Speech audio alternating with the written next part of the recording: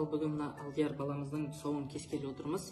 Жалпы қазақ халқында тұсау кесер дәстүрі ең алғаш бала бесіктен белі шығып, еңбектеп, енді аяғы табаны жерге тиген кезде баланың тұсауы кесіледі.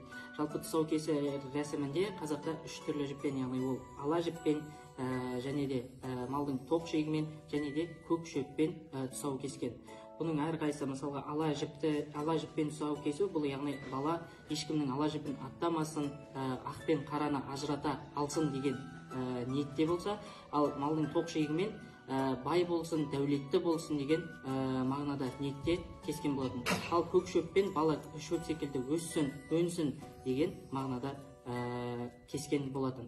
Ал енді Алдияр баламыздың тұсауын кессек, оған алдымен бата берсек, Алдияр баламыздың ең алғаш жасайын деп жатқан қадамы құтты болсын.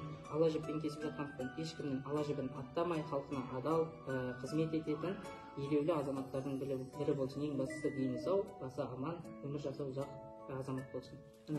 Тұсауыңды кесейін, ала жіпті шешейін, құтты болсын талабың сенің.